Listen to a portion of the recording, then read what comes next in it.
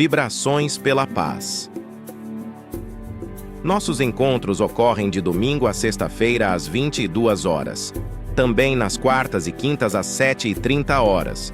Nas sextas, TAESD, às 22 horas e 15 minutos, que promove o tratamento à distância. Domingos às 22 horas. Evangelho no Lar. Aberto à participação de todos. Estamos nas redes sociais, WhatsApp e Facebook. Agora já são 22h01, vamos fechando os nossos microfones, elevando o nosso pensamento a Deus Pai Todo-Poderoso, essa energia cósmica universal que habita dentro de cada um de nós e de tudo que existe no universo, dando vida e força a cada um. Confiemos nessa força inesgotável que está dentro de cada um. Mantenhamos sempre na nossa mente ligada a essa força cósmica, que é Deus, que sempre envia para nós as melhores vibrações de amor, através de tudo aquilo de bom que existe ao nosso redor, através do seu Filho Jesus Cristo, nosso irmão mais velho, dos mensageiros do amor que sempre nos amparam, dos ensinamentos do Mestre que devemos seguir, que devemos acolher em nosso coração e aprender a amar, aprender a colocar em prática realmente com sentimentos amorosos, com cuidado, serenando sempre os nossos sentimentos e pensamentos, para que as nossas ações tenham sentido, para que realmente possa valer a pena tudo que cada um de nós possa fazer nas pequenas ações do dia a dia. Então, gratidão, Pai Celestial, gratidão pela vida, pelo dia de hoje, por este momento. Gratidão por enviar Jesus até nós. Gratidão, Mestre amado, por estar conosco e enviar os teus mensageiros ao nosso socorro. Somos todos gratos por isso e por este trabalho da noite. Pedimos a tua divina luz neste instante, Senhor, porque precisamos muito, muito de ti. Sempre vamos precisar de ti, da tua luz divina, Senhor. Então peço que nesta noite esteja iluminando o trabalho que será feito dos nossos estudos desta noite. Muito obrigada, Jesus. Obrigada, espiritualidade presente. Passo a palavra à irmã, então, que começará a fazer o estudo da noite. Obrigada. Que assim seja, graças a Deus. Que assim seja. Uma boa noite a todos. A gente colocou o textinho lá no grupo, né? E eu vou ler apenas uma parte que é o que eu destaquei para nós, tá?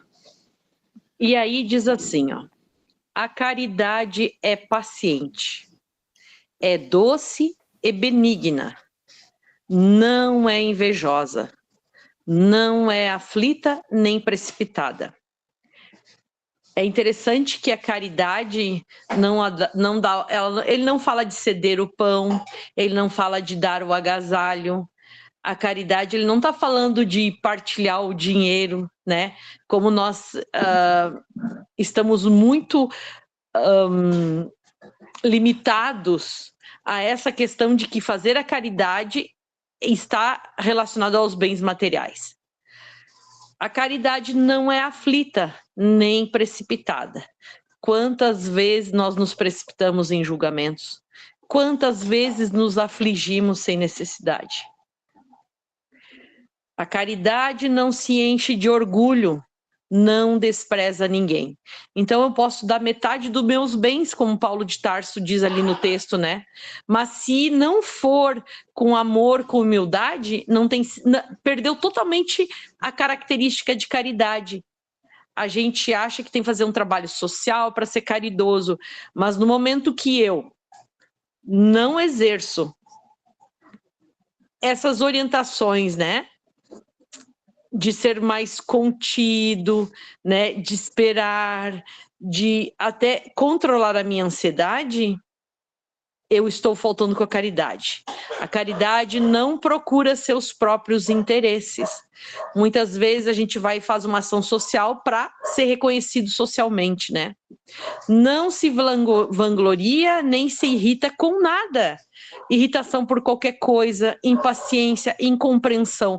Nós estamos sendo totalmente descaridosos, né? Como é fácil da gente se irritar. Então a gente acha que tem que salvar o mundo, mas são nesses pequeninos movimentos que a gente está realizando a verdadeira caridade.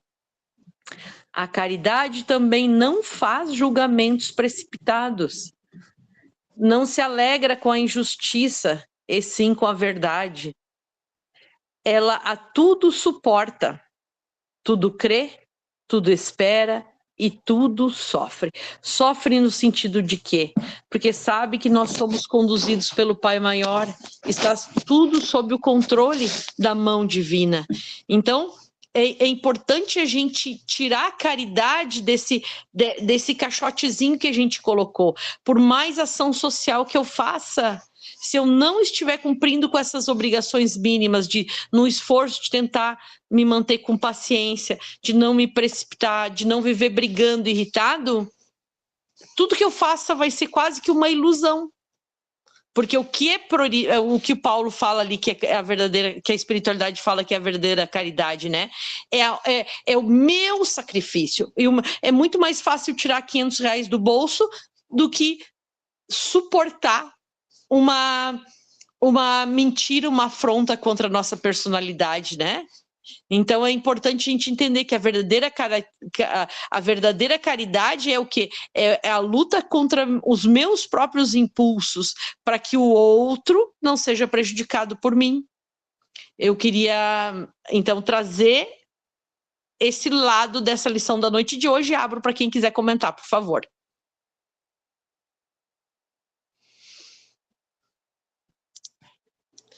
Joelma, por favor, pode falar, pode abrir o microfone. Boa noite. Eu acho que esse texto, ele é bem trabalhado, né? E é bem pouco vivido. A gente discute muito esse tema, né? Essa semana mesmo, que passou nos meus estudos que eu faço com a Fiesp, a gente discutiu muito. Mas uma das coisas que foi o que você falou, eu acho que chama atenção, eu acho que a maior caridade é a gente não falar do outro. Eu acho que se chega algo até a gente usa, né, o trivo, né, e não passar aquilo para frente, porque às vezes a palavra é a maior desgraça, né, acaba com a vida de uma pessoa. Então, e é muito difícil. Eu penso que o que a gente mais gosta é de ver tragédia, ouvir tragédia e falar e ouvir da vida dos outros, né? Então, eu acho que, ao meu ver, a maior caridade, o social, eu acho que é um dever da gente, né? A gente ajudar o outro com os bens materiais que às vezes aquela pessoa está precisando. Mas não é só, a caridade não é só isso, né? Mas, no meu ver, a maior caridade é a gente não falar do outro, não passar notícias, né? Que alguém falou, né, para frente, seja na internet. Hoje, né, as pessoas, elas ficam, ou seja, causam danos terríveis, né, às vezes um comentário que você põe no WhatsApp, não é, ou um comentário que você põe lá na rede. Então, acho que a gente tem que pensar muito, né, nesse sentido. Para mim, caridade é isso também. Perfeito. A Thaisa tinha pedido a palavra, por favor. Não, eu estava analisando quando você estava lendo, pensando, né, que realmente tudo que a gente, hoje em dia, que nós estamos estudando, faz com que a gente se volte para nós mesmos. Porque como é que você vai ajudar, como é que você vai fazer a caridade servir na seara de Jesus se você não modificar teus pensamentos, teus sentimentos, teu comportamento, né? Porque não adianta eu fazer como aparência, para o outro ver. Eu tenho que ver para mim olhar para dentro de mim e o que eu faço, eu tenho que sentir aquela sensação de alegria, de felicidade que a gente tem, que a gente tanto busca felicidade, né? E é nesses momentos onde tu ajuda, tu serve, que tu sente aquela alegria, uma coisa que saiu de dentro de você. Então é um sentimento. Eu acho que a caridade ela tem que ser movida por um sentimento muito grandioso, que é o que Jesus nos deixou, né? Ele nos mostra, nos ensinou como, né? Você fazer as coisas sem interferência de algo que, como o egoísmo, né? A arrogância nossa, todas essas coisas a gente tem que trabalhar dentro de nós para poder servir com amor. Eu acho que é uma coisa tão profunda, tão grandiosa, e a gente está a caminho, nós estamos buscando isso, né? Perfeito. Por favor, Elisângela. Me ouvindo? Boa noite. Estão me ouvindo, sim? Sim, estamos. Quando eu vi o texto, eu fiquei pensando que a paciência é caridade. É muito fácil doar esmolas, como fala no Evangelho, né, no Bem-aventurados os brandos e pacíficos, tem um trecho que é de um espírito amigo, que é Joana de Ângeles, um trecho que eu gosto muito, que ela fala assim: a dor é uma bênção que Deus envia aos seus eleitos. E ela vai tratando da dor e para que a gente seja paciente. E aí ela fala que paciência é também caridade. É mais caridade até do que você doar uma esmola, doar um prato de comida. Porque você ter paciência com o outro. Imagine estar num ponto de ônibus e vem um idoso conversar com você porque ele está se sentindo sozinho. Se você tiver paciência só para ouvir, não precisa falar nada, só ouvir, isso é uma caridade tamanha, é um amor tão grande que a pessoa se sente até melhor, só por ter recebido ali um ouvido amigo para que recebesse aquelas dores que ela estava sentindo naquele momento. Minha sobrinha hoje relatou esse fato, de que estava no ponto e que uma senhorinha passou por ela, voltou, sentou do lado, e aí começou a conversar, porque estava se sentindo muito só, contou a vida toda, e minha sobrinha pensando assim, poxa, eu tenho que ser rápida, mas eu vou ouvir, porque eu estou com tanta pena dela, minha sobrinha tem 15 anos. E aí, toda vez agora que ela passa por esse lugar, que ela vê essa senhorinha, dá tchauzinho, solta beijo. Eu achei isso de uma caridade tão grande, de um amor tão grande. Eu sou professora também daqui da universidade e faço a evangelização com os meus pequenininhos de 7, 8 anos, na Mansão do Caminho. E aí eu ensino a gente a fazer tudo com carinho, tudo com amor. E a gente trabalhou o amor o ano todo na evangelização, que era para viver o evangelho. Como viver o evangelho? O evangelho é amor. E aí a gente está no finalzinho fazendo aquela... O que a gente aprendeu no final desse ano? Todo mundo só falava amor, amor, só amor. O que é que Jesus é? Amor, amor. Falou tanto em amor, cozinhou o juízo das crianças. E tudo para fazer é com amor. Vai pegar no lápis, é assim que pega no lápis? É com amor, é com cuidado, é com atenção. Esses pequenos detalhes, né, esses pequenos gestos de carinho e de atenção com o outro, é de tamanha caridade. Absurda, só em ouvir, em pegar um copo d'água com as duas mãos e entregar para o outro, com carinho. Isso faz toda a diferença. Eu estava falando agora há pouco com meu filho sobre isso. A gente tem que tratar os nossos entes queridos do dia a dia como se fosse visita.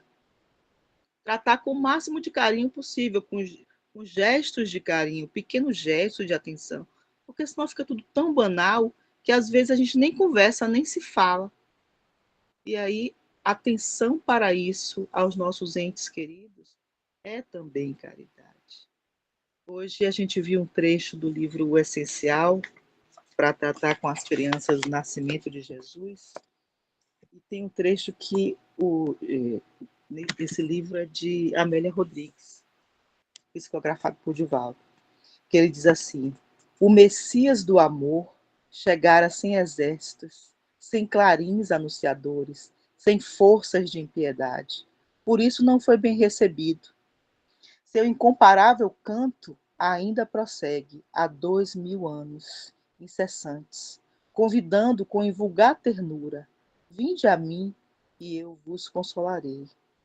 ele veio como uma primavera de bênçãos para sempre e aguarda, e nos aguarda. Olha que coisa linda. Até a natureza, a primavera, florir de tanto amor.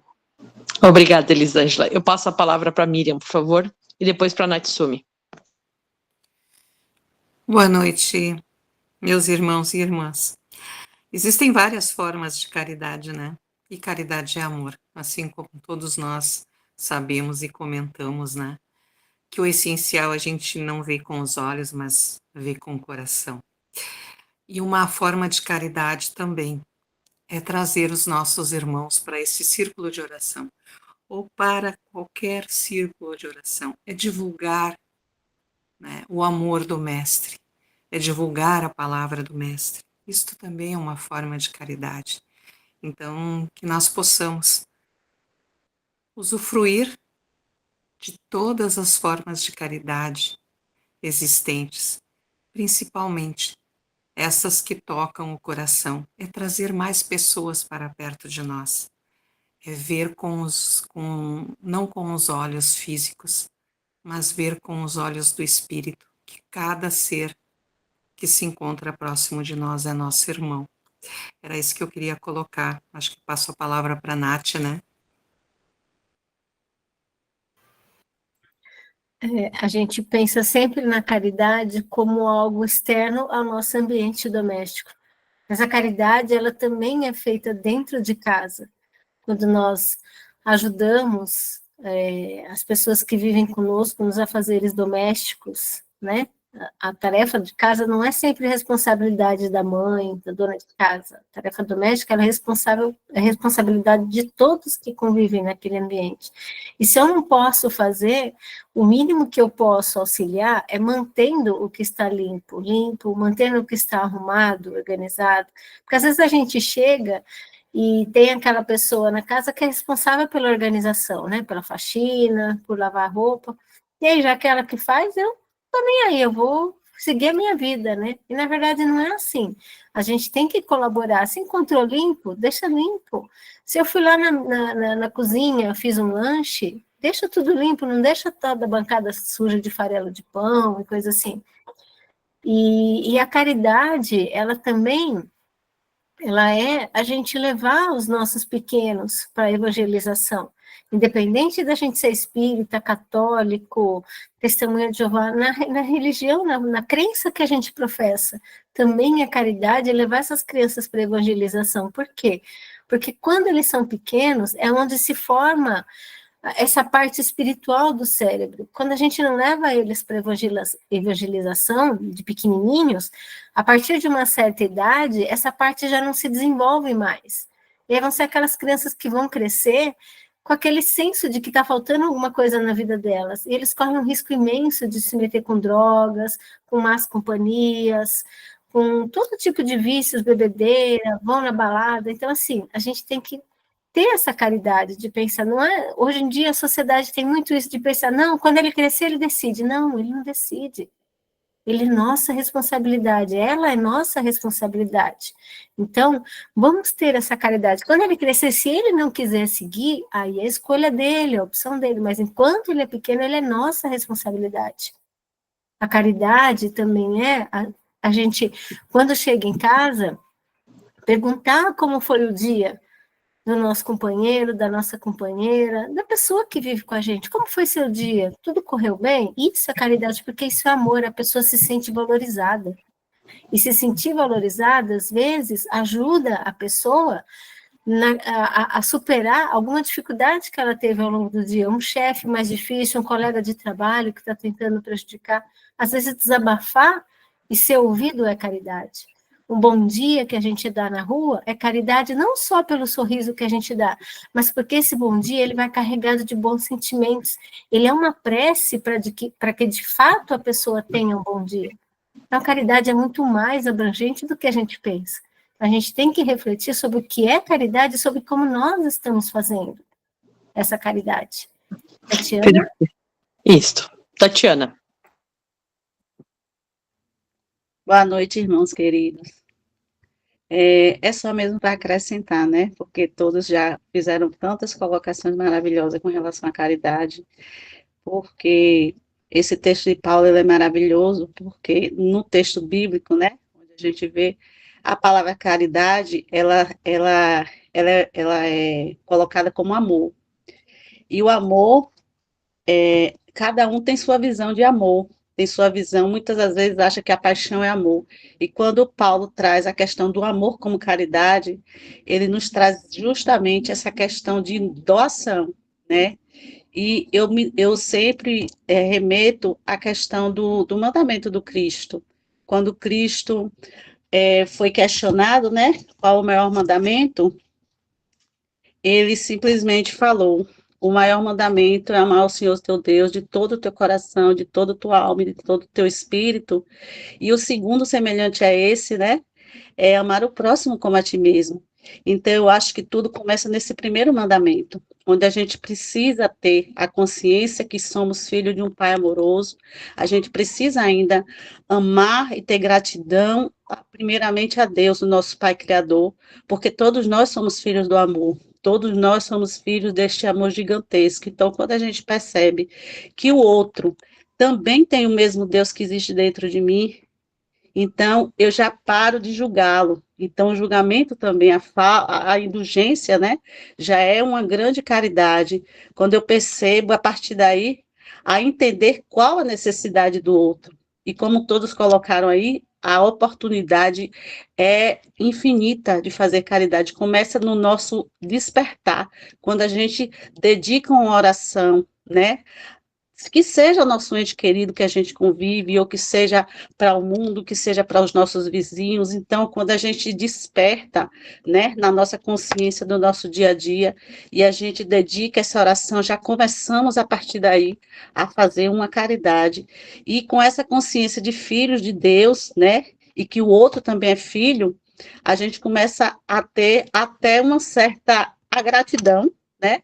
E a gratidão nos leva à caridade, de poder enxergar o outro também com as mesmas necessidades que eu posso ter, e de repente a atenção, como a irmã falou aí, de tudo fazer com amor, tudo fazer com atenção, tudo fazer com dedicação, e muitas das vezes a gente perceber que aquele que a gente deu o alimento, que a gente deu o dinheiro, deu algo material, foi necessidade dele naquela hora, que se talvez eu o escutasse ou dissesse ou lesse uma passagem do Evangelho, não tivesse tanto efeito para quem passa fome. Já o outro, como ela colocou aí, a questão do idoso, aquele estava precisando do silêncio, da atenção.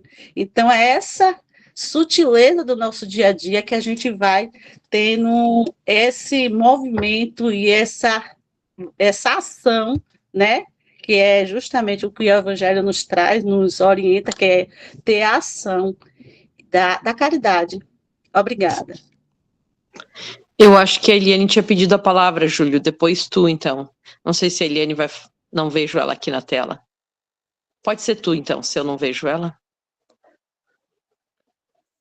Eliane, se tu está na frente, por favor, pode falar. Primeiro as damas. Ela não está se manifestando. Bom, no final desse capítulo eu estava dando uma olhada quando tu postou o tema lá no grupo, e uma pena que ele não foi lido na íntegra, porque merecia ter sido lido.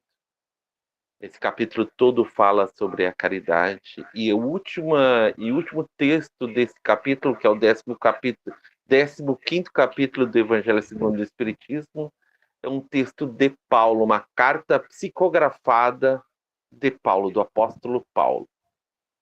Paulo ressurge do mundo dos espíritos e faz um texto maravilhoso intitulado Fora da caridade não há salvação.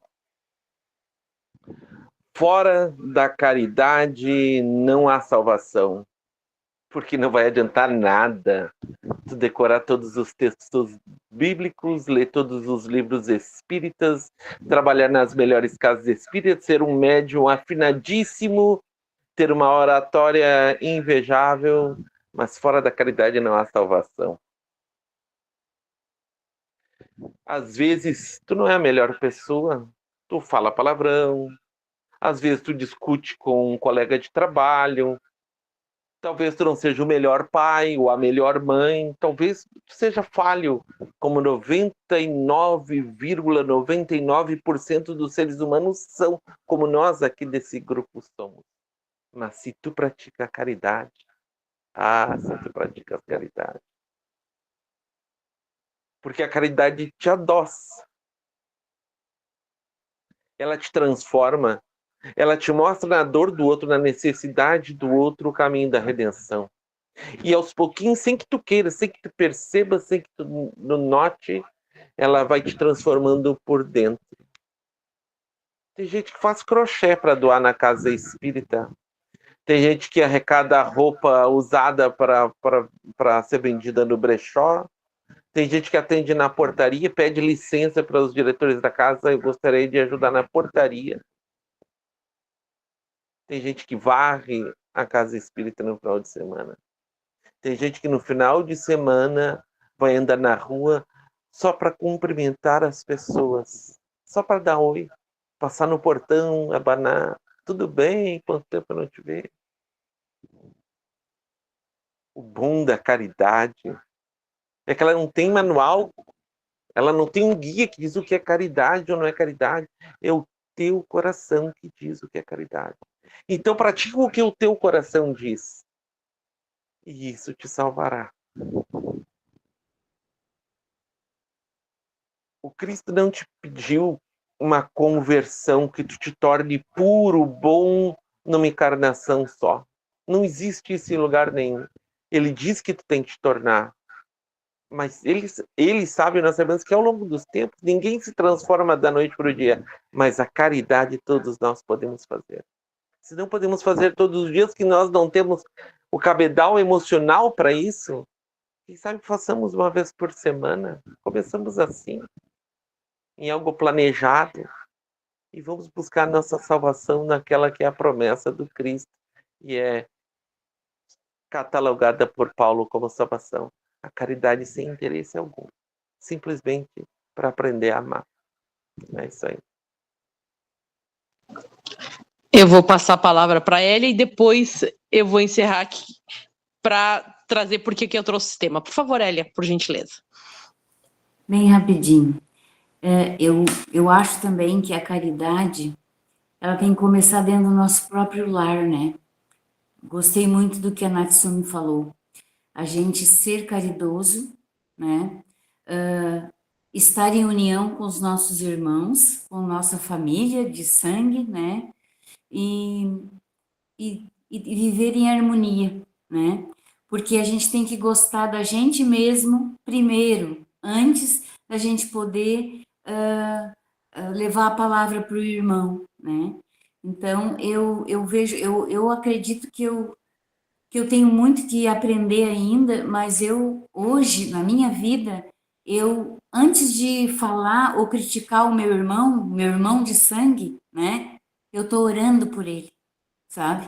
Porque ele age de uma maneira que não é muito legal, mas em vez de eu criticar ou de eu dizer para ele ou repreender, eu estou orando por ele. Era isso. Obrigada. Obrigada, Elia. Justamente isso. Mas eu queria trazer um dado importante. O nosso grupo não nasceu por acaso, é conduzido pela espiritualidade superior com o objetivo de quê? De nos prepararmos. Porque nós estamos no auge da transição. Hoje, no Brasil, a cada 2 segundos, uma pessoa tenta suicídio. A cada 2 segundos. De 8, subiu para 2 segundos. Então, nós estamos e não chegamos a 2025. Então, é importante a gente levar a sério, porque nós vamos ser chamados a atuar no nosso meio, aonde nós estamos, no nosso bairro, no nosso trabalho, porque em qualquer momento os nossos grupos, né, cada um vai tomar os seus destinos, e é importante a gente guardar essas informações, nem que seja no inconsciente, para que no momento da atuação ninguém está aqui por acaso, né? Nós estamos aqui só para a preparação do trabalho que será colocado mãos à obra, né? Na prática efetiva, alguns já estão atuando, outros não, mas por quê? Porque a nova era vai ser construída, e não vai ser construída em cima dos políticos, dos governantes, não é de cima para baixo, é de baixo para cima, é a partir da semente, do solo, do humo que somos nós. Então, a ideia é de nós entendermos, então não adianta nós darmos pão para 50. O Paulo dali, qual que é a verdadeira caridade? Controlar a irritação, controlar a ansiedade, controlar a língua. Se nós conseguirmos alcançar esse nível, nós já estaremos dando um passo para nós estarmos inteiros para a tarefa que nos aguarda, né? Então, assim... E a tarefa pode ser maravilhosa, ótima. O que importa é nós entendermos que precisamos devagarinho nos acostumando com essa visão evangélica, porque a sociedade não deu certo, gente. Nossas crianças, 12 horas na creche, nosso idoso no asilo, o pró-aborto, né? Então a sociedade não está funcionando. É preciso que a nova terra nasça, e vai nascer a partir de uma visão nova, de um comportamento, de um mundo novo. Nós temos que encerrar, gente. Vamos ver. Deixa eu ver quem é que pediu a palavra aqui. Diane, se tu quiser falar rapidinho, eu te entrego a palavra. Não sei se foi assim. Só para dar uma lembrança aqui, que nós todos estamos aqui a serviço do Cristo. Então, nós somos quem já está no caminho, né, que já sabe um básico aí no espiritismo, sabe que nós temos que ser o sal da terra, né, e a luz do mundo, porque nós temos que expressar o que o Cristo quer, o que o Cristo foi e que nós cristãos temos que ser. Então, a todo momento, nós temos que expressar caridade, nós temos que expressar amor, porque nós somos a serviço do Cristo, e principalmente os espíritas, que já estão no caminho, precisam transbordar o que ele sabe, que ele faz no centro, que ele ouve no centro, para todo lugar que ele vá. Sociedade, trânsito, lar, trabalho, né? Qualquer lugar. É isso que eu queria falar. Perfeito, obrigado pela sua contribuição. Obrigado pela contribuição de todos, que foi maravilhoso. A gente vê, assim, a maturidade do grupo, né? E o quanto mais nos é dado, mais nós receberemos para partilhar, para fazer essa partilha, né? São muitas bênçãos. A gente tem que realmente, logo, logo, todos nós seremos chamados a partilhar tudo isso, e é uma honra para cada um de nós viver esses momentos. Eles podem ser momentos escuros, ou podem ser momentos de alegria, né? Então, olhar alguém caído pode ser um momento de tristeza, mas eu posso olhar assim, não, é uma oportunidade para mim, eu vou estender a mão e transformar aquela tristeza daquele irmão numa alegria. Então, a transição não precisa ser negativa para nós, depende de como nós enxergamos esse momento. E o trabalho que nos aguarda não precisa ser doloroso nem difícil. Se nós estamos com Cristo, ele pode ser, né, fluido, vai ser um teste para nosso aprendizado, mas pode ser como uma escola que nós escolhemos, um curso que nós fazemos na faculdade e fazemos com prazer porque gostamos, né? Então, isso está em nós, essa decisão. Eu vou encerrar então, porque eu não estou vendo a Eliane, e convido os irmãos então, nesse momento, a agradecermos. Obrigado, Jesus, a espiritualidade superior, de verdade, muito obrigado por cada amigo que aqui está. Que cada um sinta o toque da espiritualidade superior. Muito obrigado, Jesus. Te agradecemos de coração, de todo o nosso coração, por tantas bênçãos, tantos amigos. Muito obrigado. De todo o nosso coração, queremos iniciar a nossa semana comprometidos com a nossa renovação pessoal e a renovação do mundo que nos cerca. Muito obrigado, Jesus amado. Que assim seja. Vibrações pela paz.